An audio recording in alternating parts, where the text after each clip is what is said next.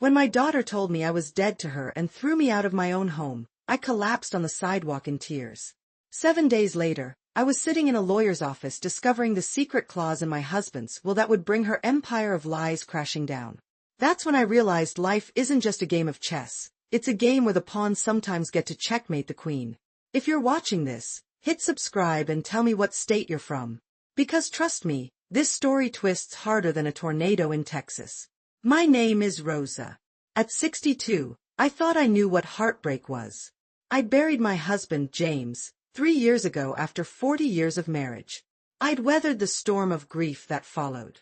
But nothing, absolutely nothing, prepared me for the knife my daughter Clara would plunge into my back. It was a Tuesday evening when my world imploded. I remember because I'd spent the afternoon making Clara's favorite beef stew. The same recipe I'd made for her when she had the flu at 12, when she broke up with her first boyfriend at 16, and when she graduated college at 22. Comfort food for my only child. I heard her key in the door around 6. She wasn't alone.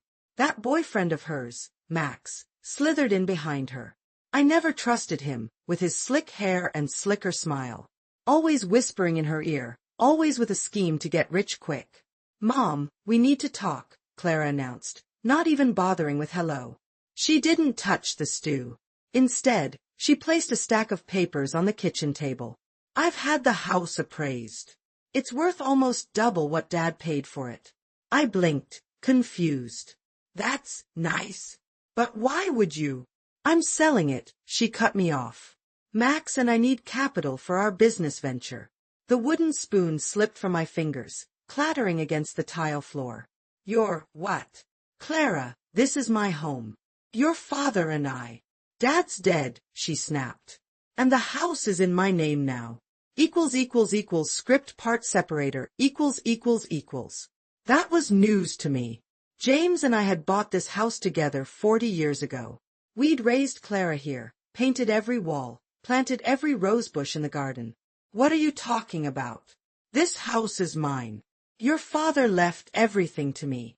Max stepped forward, his thin lips curled into what I suppose he thought was a sympathetic smile. "Rosa, Clara found the deed last month when she was helping you organize the attic. James transferred ownership to her 5 years ago." I felt the blood drain from my face. 5 years ago, when James was battling cancer. When the medications sometimes made him confused. "That's impossible," I whispered, but Clara was already sliding a document across the table. There it was, a deed with James's signature and Clara's name. Dated exactly when James was at his sickest. "You had him sign this when he was on morphine?" My voice shook. Clara rolled her eyes. "He knew exactly what he was doing, Mom. Dad wanted to make sure I was taken care of." "And what about me? Where am I supposed to go?" Max cleared his throat. "We found a very nice assisted living facility in Ridgemont. They have an opening next week." "Assisted living?" "I'm perfectly capable." "You're getting forgetful, Mom," Clara interrupted. "Last week you left the stove on overnight. You're a danger to yourself." That was a lie. I hadn't left the stove on. I'm meticulous about those things. "I need you out by Sunday," Clara continued, checking her manicured nails. "The renovations start Monday." "Sunday. That's 5 days from now." "Clara, be reasonable." "I've been reasonable for years, Mother. Watching you spend Dad's money on your gardening club and your little trips. It's my turn now." I looked at my daughter, my baby, and didn't recognize her. When had she become this cold, calculating woman? "If you don't go willingly," Max added, "we'll have to get a court order. A psychological evaluation." "Do you really want that humiliation?" They were threatening me. In my own kitchen. Over the stew I'd made with love. Script part separator, I grabé the counter tosteade myself. The room was spinning. "Clara, please. This is our home. Where you took your first steps. Where we celebrated every birthday. It's just a house, Mom." Her voice was flat, emotionless. "Just a house?" I repeated, barely believing my ears. "Your father built that treehouse in the backyard with his own hands. We have 40 years of memories here. Memories don't pay for my future, Clara said. You had your life. Now I need to have mine. Max wrapped his arm around her waist. Our business opportunity won't wait, Rosa. It is a once-in-a-lifetime chance. What business? I asked. You've never even told me what you two are planning. They exchanged glances, a conspiratorial look that sent chills down my spine. It's complicated, Clara said dismissively. You wouldn't understand. Try me, e challenged. I taught economics for 30 years. Clara laughed a harsh, cruel sound that pierced my heart. This isn't high school economics, Mom. This is the real world. I stood taller, anger finally breaking through my shock. I want to speak with Clara alone. Max eyes narrowed. Anything you have to say to Clara, you can say to me. Get out of my kitchen, I said quietly. Your kitchen. Clara mocked. Weren't you listening? Nothing here is yours anymore. That's when she did it, the thing I'll never forget as long as I live. She picked up the pot of stew, walked to the back door, and dumped it into the garden. 40 years of motherhood, poured onto the ground like garbage. You need to understand how things are now, she said, returning with the empty pot. You're nothing but a burden. Dad probably just felt sorry for you. Slapped her. I didn't mean to. In 62 years, I'd never struck anyone. But the sting of my palm against her cheek echoed in the silent kitchen. Clara touched her face, her eyes wide with shock before narrowing with hatred. You have until Sunday. After that, I'm calling the police and having you removed as a trespasser. Script part separator ===. When Clara and Max left, slamming the door behind them, I sank to the kitchen floor. I sat there until midnight, surrounded by the remnants of my life, trying to make sense of what had happened. How could my daughter, my only child, treat me with such cruelty? I barely slept that night. By morning, panic had replaced shock. I had 4 days to pack up a lifetime and find somewhere to go. My teacher's pension wouldn't cover much in today's rental market. Most of my friends had downsized or moved to be near their grandchildren. My hands trembled as I dialed my oldest friend, Meredith. Rosa? What is wrong? You sound terrible. The story poured out of me between sobs. When I finished, Meredith was silent for so long I thought we'd been disconnected. That doesn't sound right, she finally said. James would never have left you homeless. And that business about the deed, something's fishy. I saw it with my own eyes, Meredith. His signature was right there. When was the last time you actually spoke with your lawyer? After James passed? I realized it. James had handled all our legal affairs. After he died, I'd received a packet of documents from his attorney, but in my grief, I'd merely filed them away. Call James's lawyer, Meredith insisted. Today. Albert Whitman had been James's attorney for 30 years. His secretary squeezed me in that afternoon, probably hearing the desperation in my voice. His office was exactly as I remembered, leather-bound books lining mahogany shelves, the faint smell of pipe tobacco. Albert himself looked older, his hair now completely white, but his shrewd eyes were unchanged. Mrs. Winters, he said, rising to greet me. It's been too long. What can I do for you? When I explained my situation, his bushy eyebrows drew together.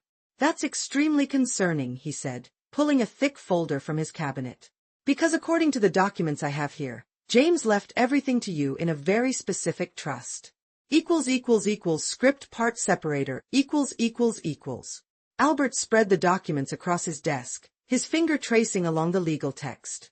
This is James's final will and testament, executed 3 months before he passed.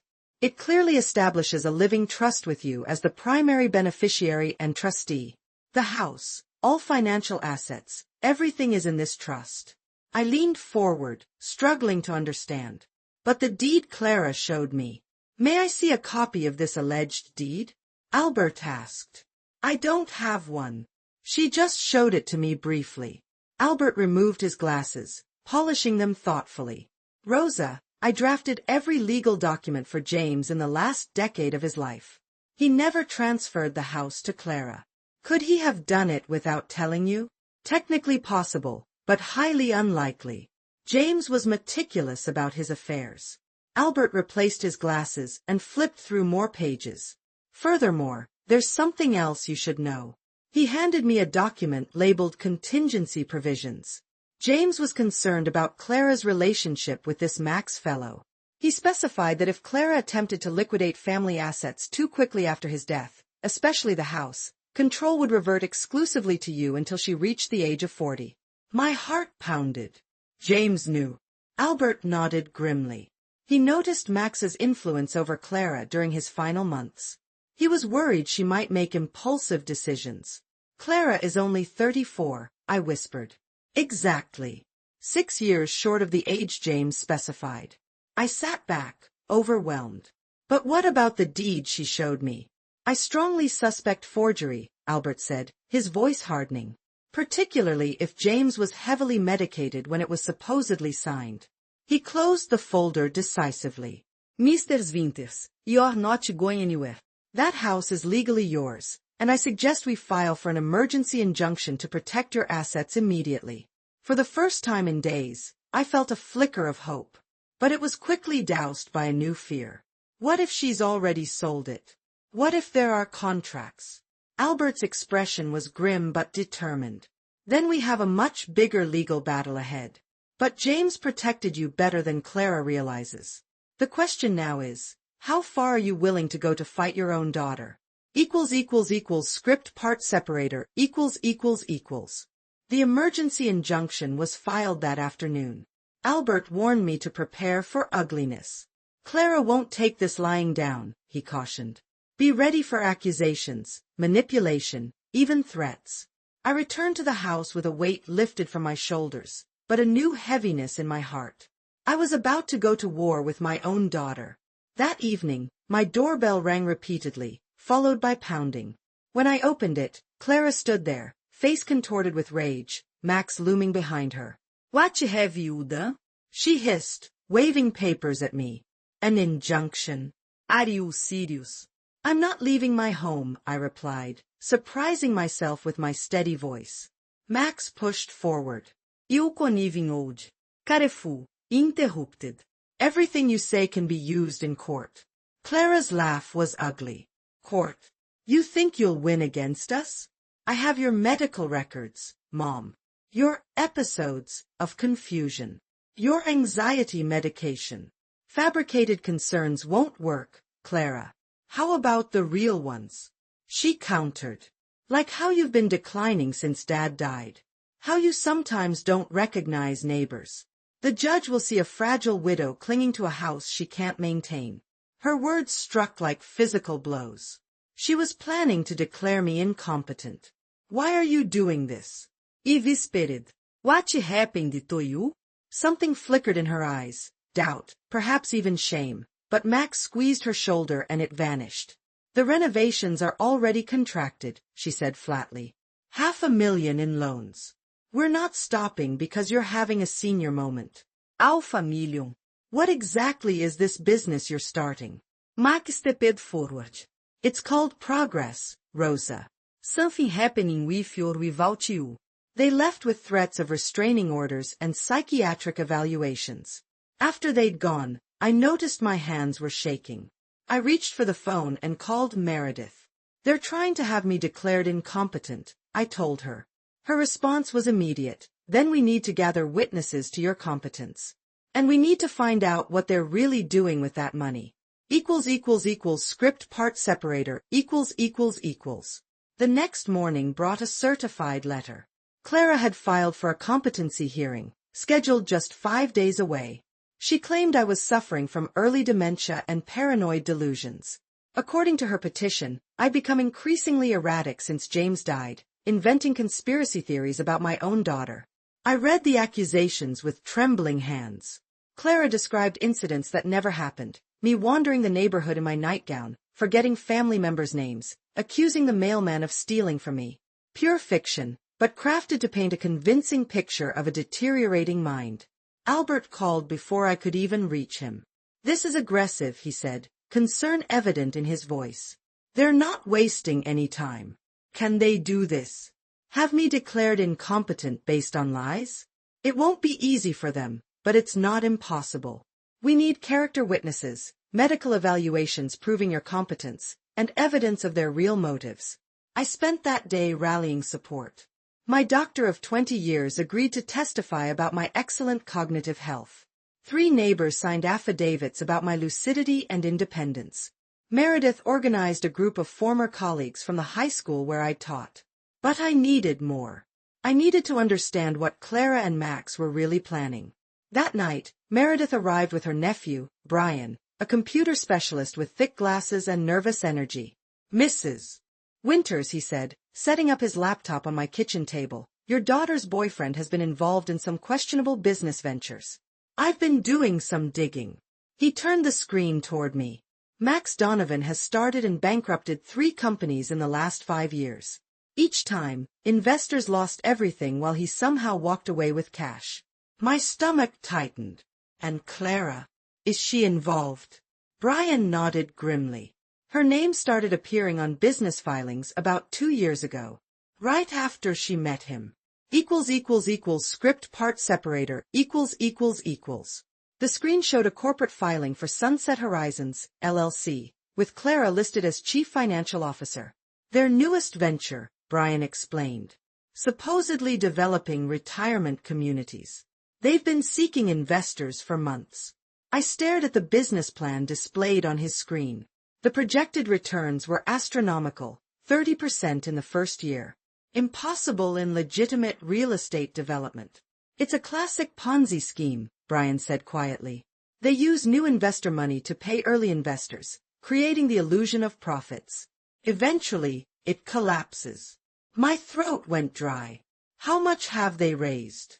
"Nearly $2 million, according to their investment portal. And they're telling investors they have family property being converted into their flagship location. My house. They wanted to use my home as collateral for their scam." "This is fraud," Meredith said, her voice hard. "They could go to prison." "Prison. My daughter." The thought made me physically ill. "There's more," Brian said hesitantly. "Max has gambling debts. Serious ones. To people you don't want to owe money to." He showed me screenshots of threatening messages from someone called Viper. The language made me flinch. "If they don't pay soon." Brian trailed off. "They're desperate," I whispered, everything suddenly making terrible sense. The rush to sell my house. The extreme measures to remove me. They needed money fast. Albert arrived an hour later, reviewing Brian's findings with growing concern. "This changes everything," he said. "We're not just fighting a family dispute. We're potentially stopping a major financial crime." "What do we do?" I asked. "We contact the SEC," he replied grimly. "And we move up our timeline. Clara's competency hearing is in 4 days, but I'm requesting an emergency hearing tomorrow about the property dispute." Tomorrow. My heart raced. "So soon?" "We have to move before they do something irreversible," Albert said. "Are you ready to testify against your daughter in open court?" The question hung in the air like a guillotine blade. Script part separator, The courthouse loomed before me the next morning, its stone facade cold and imposing. Ide Varelli slipped. The thought of publicly exposing Clara, my baby, my only child, made me physically ill. But the alternative was unthinkable. Albert met me at the entrance, his briefcase bulging with documents. "Remember, stick to the facts.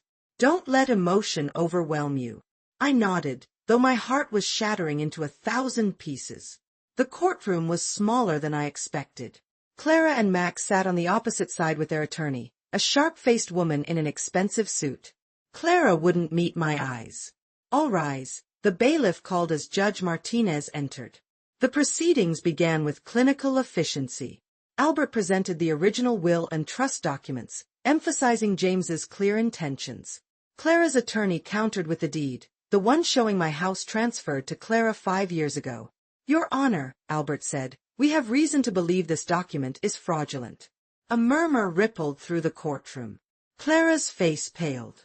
Albert called a handwriting expert who displayed James's authentic signatures beside the one on Clara's deed.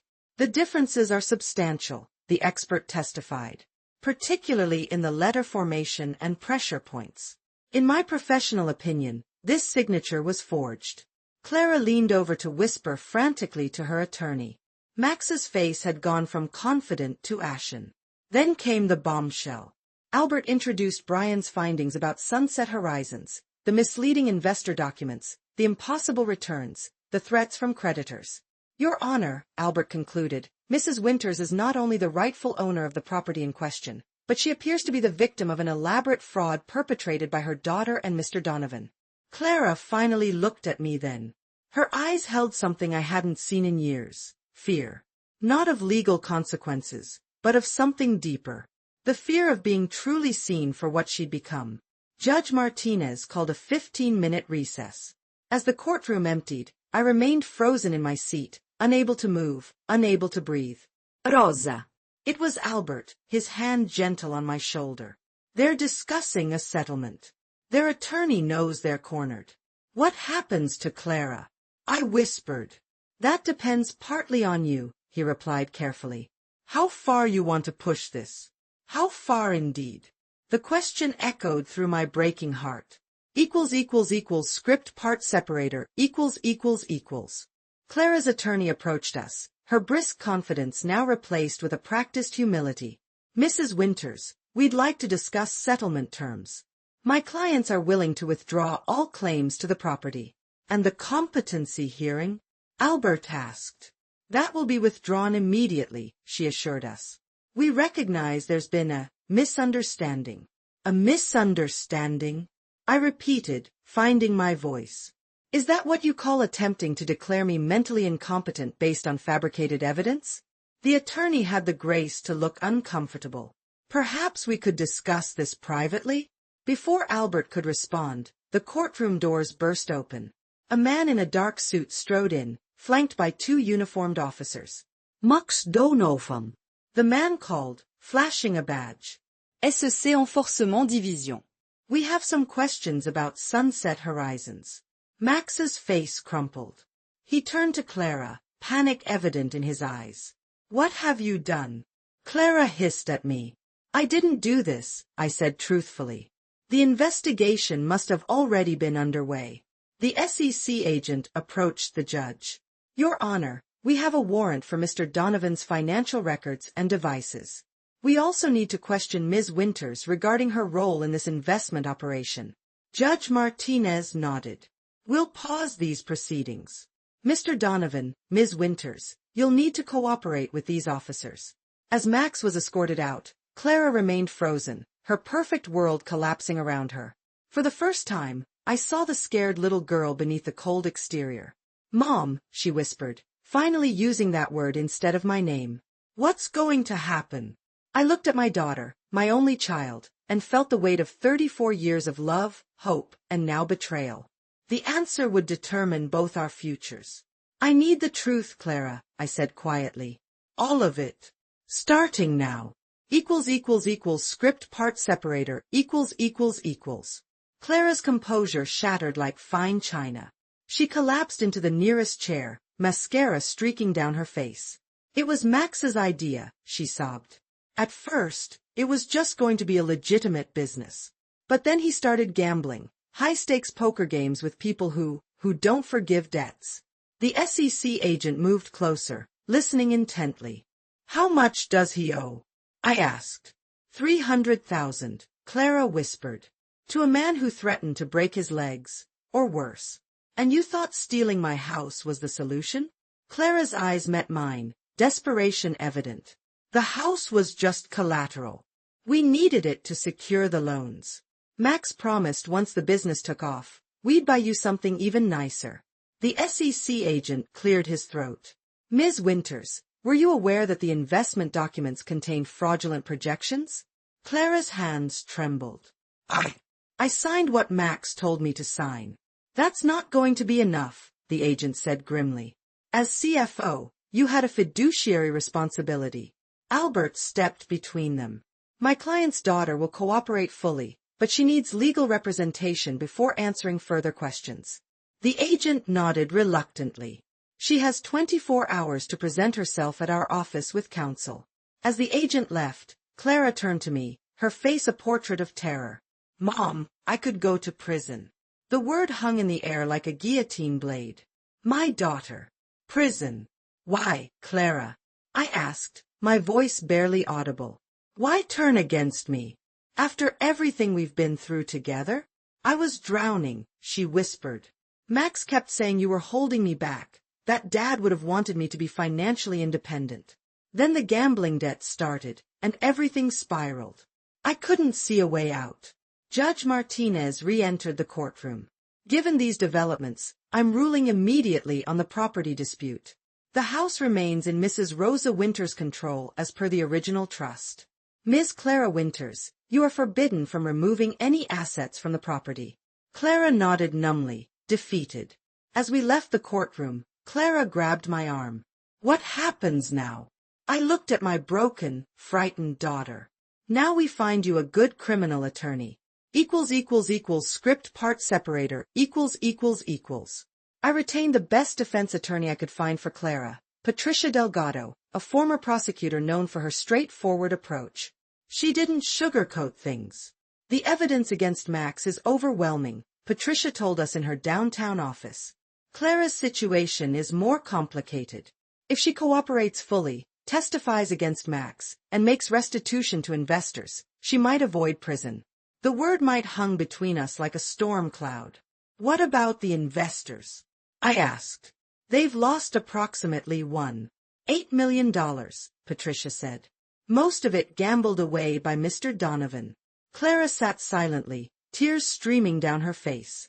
She looked like she'd aged a decade in days. I never meant for this to happen, she whispered. I just wanted to build something of my own. I reached for her hand, and to my surprise, she didn't pull away. How much can we recover? I asked Patricia. Very little. Max's accounts are empty. That night, alone in my house, I made the hardest decision of my life. I called Albert. I want to liquidate my investments, I told him. All of them. Rosa, that's your retirement. Your security. My daughter's freedom is my security, I replied. Albert sighed.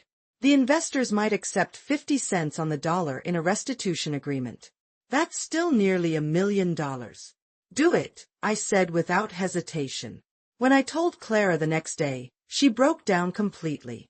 Why would you do this for me? She sobbed. After what I did to you. I took her face in my hands, this child who had tried to destroy me, and spoke the simple truth. Because I'm your mother. And that doesn't end, even when you break my heart. Script part separator Patricia managed to negotiate a deal with the SEC. Clara would cooperate fully, testify against Max, and with my financial contribution to the restitution fund, she would serve 3 years of probation instead of prison time. Max wasn't so fortunate. The evidence against him was damning, not just the investment fraud, but a trail of similar schemes across 3 states. The day Max was sentenced to 12 years, Clara sat beside me in the courtroom, her hand gripping mine so tightly it hurt. I was so blind, she whispered as they led him away. He made me believe you were the enemy. Manipulative people are skilled at turning loved ones against each other, I told her. The aftermath was brutal. Clara's reputation was shattered. Former friends crossed the street to avoid her. The local paper ran a front-page story about the society couple's spectacular fall. She lost her job, her social circle, everything she'd built. I converted my sewing room into a bedroom for her. At 34, my daughter was starting over from scratch, broken, humiliated, and legally restricted from financial positions for 10 years. The first months were awkward, painful. We circled each other cautiously, the weight of betrayal still heavy between us. Some nights I'd hear her crying through the walls. Other nights, I was the one muffling sobs into my pillow. I don't deserve your forgiveness, she said one evening as we washed dishes side by side. Probably not, I agreed, handing her a wet plate. But forgiveness isn't about deserving. It's about choosing to move forward. How do you start over when everyone knows what you did? She asked, her voice cracking. One day at a time, I said. Just like I did after your father died. The road back was longer and harder than either of us anticipated. Clara found work at a small accounting firm that gave second chances, though at a fraction of her former salary. The probation officer's monthly visits were humbling reminders of how close she'd come to losing everything. On the anniversary of that terrible court day, Clara placed a small wrapped box on the kitchen table. "What's this?" I asked. "Open it," she said softly. Inside was a silver locket. When I clicked it open, I found a faded photograph, Clara at 5 years old, sitting on my lap as I read her favorite story. "I found it in Dad's old things," she explained. "He kept it in his wallet all those years." I fastened it around my neck, unable to speak through my tears. That night, sitting on the porch swing James had built decades ago, Clara finally asked the question I'd been waiting for. "Do you ever regret it? Saving me instead of securing your future?" I watched the sunset paint the sky in impossible colors, thinking of all I'd lost and all I'd found. Life isn't about security, Clara. It's about love, even when it hurts. Even when it costs everything. She leaned her head against my shoulder, like she used to do as a little girl. "We're going to be okay, aren't we?" I stroked her hair, silver now threading through my fingers alongside the brown. "Yes, my darling. Different, but okay." The house that almost tore us apart had become our healing ground. The garden where Clara had dumped my stew now bloomed with roses we'd planted together. Not the same ones from before, new varieties, hardier ones that could withstand harsher seasons. Like us, I thought, watching twilight settle over our home. Broken, replanted, and somehow, against all odds, blooming once again.